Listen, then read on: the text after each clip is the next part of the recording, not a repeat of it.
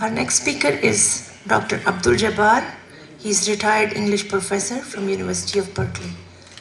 Professor. Assalamu alaikum, friends. One correction. I wish I could be retired, but I am not. I look forward to that state of being retired. I'm still working, but working as Emeritus Professor at City College. The book that Ghazali Sahib has written is really monumental, and all of us can be proud of that book.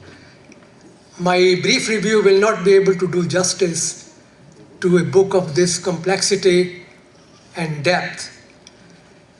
So I will urge you to please read the book and then go back to it many, many times for fact-checking, because the book is indeed a great source book in which Ghazali Sahib has put in so much information that the book's promise is inexhaustible. And I like the idea that he has added appendices.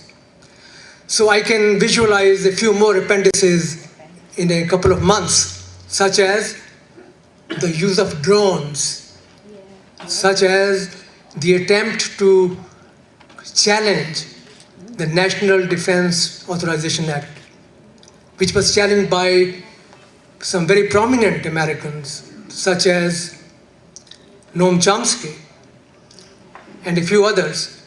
Unfortunately, that challenge was not upheld by the court, Supreme Court.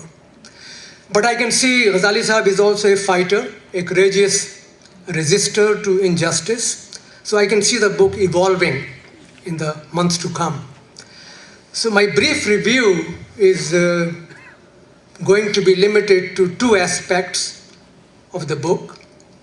One aspect is the shocking, jaw-dropping facts and statistics. The book is a treasure trove of all that information. The second aspect which I would like to introduce, and I see it in the book, which I think is very, very important, is the positive coloring to this otherwise very bleak canvas. And that coloring that is positive comes from some courageous resistance on the part of people. One Caucasian American Muslim in Oregon, Portland. One Japanese American who was sent to a relocation camp. So they both fought back and they won their battles. So there is also a ray of hope that the judiciary can correct itself. After making mistakes, the judiciary can correct itself. So I will start with the facts which are mostly unpleasant. Some of them you probably already know, others may be new to you. And I want to do justice to Ghazali Sahib's book by staying true to the scope and complexity that the book has offered.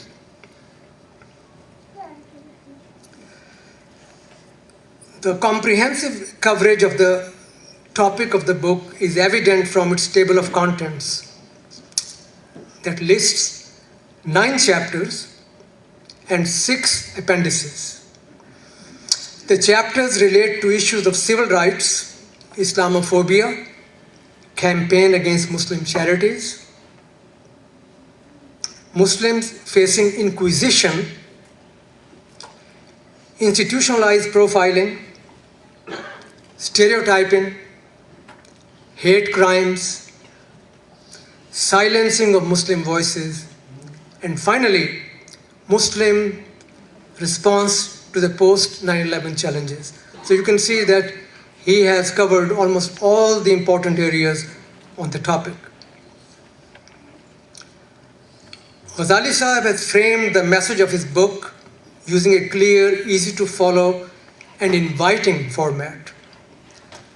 The preface points to the steady erosion of the fundamental rights and civil liberties, all in the name of national security. And the preface ends with a compelling analogy. I want to read the words of Ghazali Saab's very eloquent language here. And I start the quotation with, "It will not be too much to say that after the Japanese attack on the Pearl Harbor, more than 110,000 Japanese Americans on the West Coast were imprisoned in 10 relocation camps in the US. But after 9/11, the whole country is converted into a virtual detention camp for the Muslims in America by abridging their civil rights." So that's a very eloquently stated position. Then the book proceeds to systematically introduce and discuss each topic with careful attention to historical precedents and root causes and symptoms of America's post-9/11 syndrome.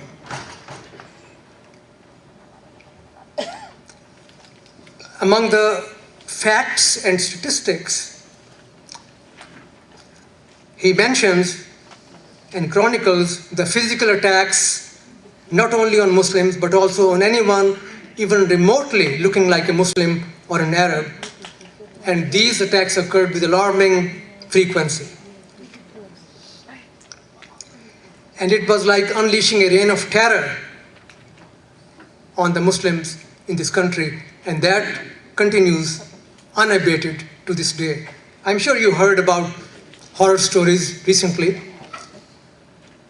One cab driver that the book mentions, he was asked by the passenger if he was a Muslim in New York. When he said yes, he was a Muslim, the passenger stabbed him and he barely survived. The other fact which I can add, more recent, is the one at the New York subway station. Somebody who looked South Indian was standing waiting for the train, and some woman came from behind, pushed him into the tracks of the train, and he was killed. And these are kind of hate crimes which are extremely mind-boggling because they really make no sense. So I will mention a few more very startling statements by leaders of the country. Republican Congressman Tom Tancredo called for a nuclear attack on Islam's holy site in Mecca if there is another terror attack on the US, blatantly disregarding the commonsensical fact that the Muslims living in the US had nothing whatsoever to do with the 9/11 attacks. And then a woman by the name Ann Coulter, a right-wing syndicated columnist, went even further in suggesting that the US should invade Muslim countries, kill their leaders, and convert them to Christianity. On July 25th, 2005, a Washington, D.C. talk show host repeated 23 times that Islam is a terrorist organization. The problem, he said, is not extremism. The problem is Islam.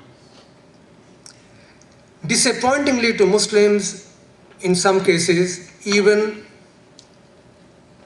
the judicial system failed to defend Muslims' civil rights. A letter inviting Americans to kill Muslims was published in an Arizona newspaper. Arizona State Supreme Court rejected to intervene, citing the newspaper's First Amendment right to free speech. The books makes an important point, this book makes an important point that double standard is in practice in this country. In the case of Muslims, hate speech and vicious anti-Muslim propaganda was protected and encouraged under the guise of free speech, whereas such attacks on other religious groups would have been considered unacceptable. Another incident mentioned by Ghazali Sahib is the high-profile case in Lodi, California, where two imams and a son of one of them were arrested. No charges were filed against them, but they were deported to Pakistan for immigration law violations that would never have received the same scrutiny had the suspects not been Muslim. The 2008 presidential election unleashed a new and particularly vitriolic and damaging form of Muslim bashing in America. You probably know that it's pretty recent, and it was a high-profile situation. Barack Obama, the presidential candidate, himself an avowed Christian, was portrayed as a possible Muslim.